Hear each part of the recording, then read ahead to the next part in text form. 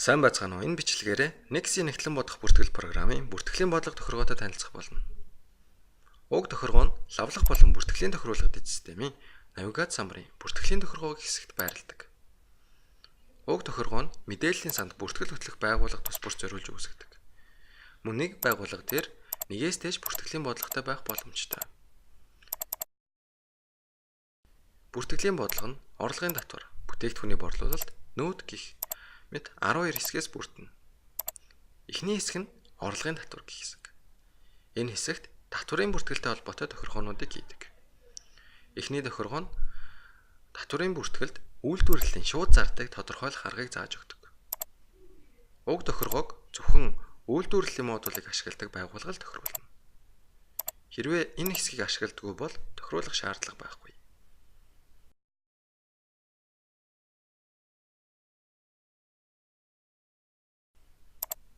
Уг тохиргоо нь дараах байдлаар харагддаг ба ямар данс дээр бүртгэлтэй байгаа зардлыг шууд зардал гэж үзэх талаар тохируулна. Дараагийн тохиргоо нь татварын бүртгэлд үндсүүрэнгийн илэгдлийг хэрхэн тооцох талаар тохируулна. Сүүлийнх нь орлогын татварын тооцооны бүртгэл гэх хэсэг. Энэ хэсгийг чагталснаар програм дээр татварын бүртгэлийн мэдээлэл бүртгэх болно.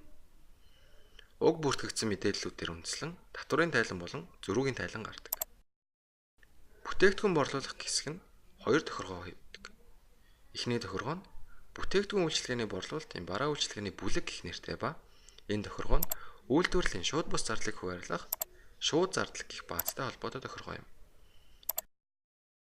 Дараагийнх нь нийслэл хотын албан татвар суудган төлөгч бол уг тохиргоог хийнэ. Энэ хэсгийг чагталснаар борлуулалтын баримтан дээр нийслэл хотын албан татвар тооцох талбар нэмэгдэж гардаг.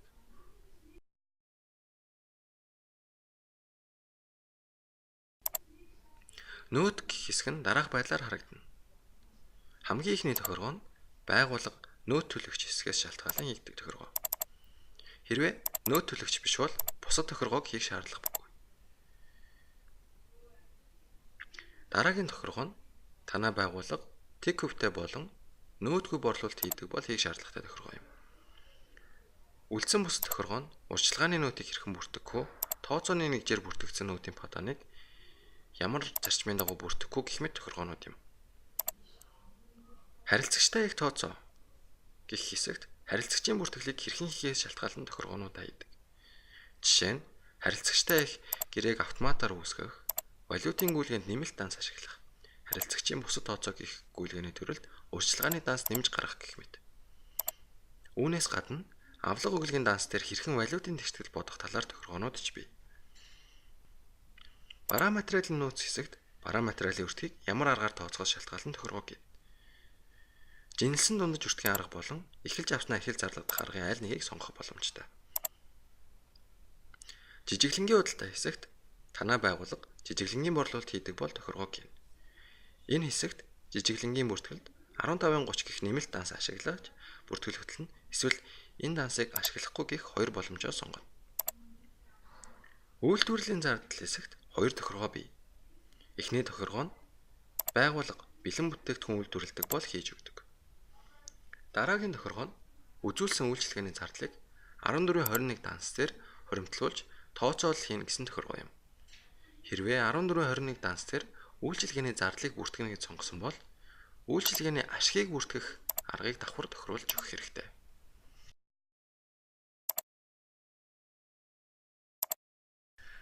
Бусад зардлууд гэх хэсэгт үйлдвэрлэлийн шууд бус зардлыг бүртгэх тохиргоо харагдаж байна. Та шууд бус зардлыг өртөг чингээж болно. Эсвэл шууд өглөг авлагын нэгдсэн данс руу хаах боломжтой. Шууд бус зардлыг бэлэн бүтээгдэхүүний өртөнд шингээнэ гэж тохиргоо хийсэн бол зардлын дансны хуваарлах аргыг зааж өгөх боломжтой. Данс болон зардлын зүйл болгон дээр тусдан тохиргоо хийх боломжтой. Аль эсвэл ерөнхий тохиргоо хийж ч болно. Шууд бус зардлыг хуваарлах дараах баазууд бий. Үйлдвэрлэлийн хэмжээ гэх баазыг сонгол нэмэлт зардлыг цехээс гарч буй бэлэн бүтээгдэхүүний тоонд нь борцолж хуваарлдаг.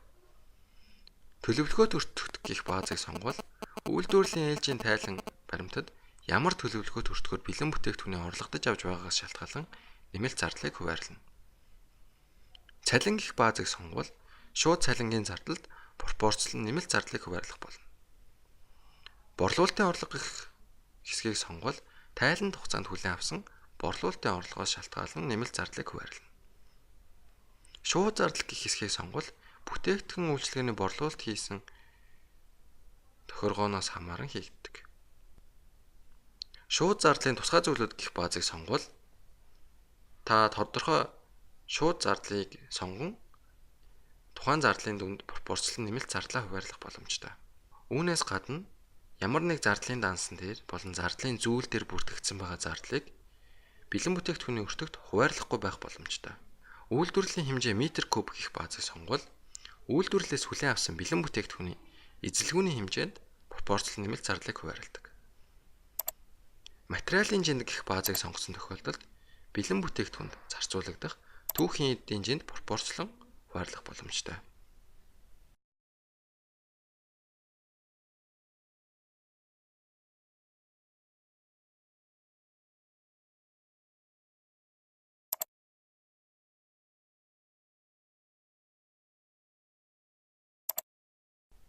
Бүртгэлийн бодлогын дараагийн хавц нь үйлдвэрлэлийн үе шатууд юм.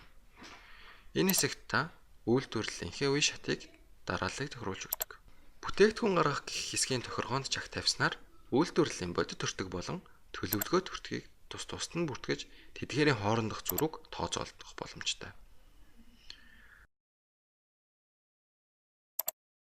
Цалин гэх хэсэгт урьдчилгаа цалин хэдэн хувиар тооцоолж өгөхөөс шалтгаалan хувийг зааж өгдөг. Бүртгэлийн бодлогын хамгийн сүүлийн тохиргоо нь банк болон касс гэх хэсэг.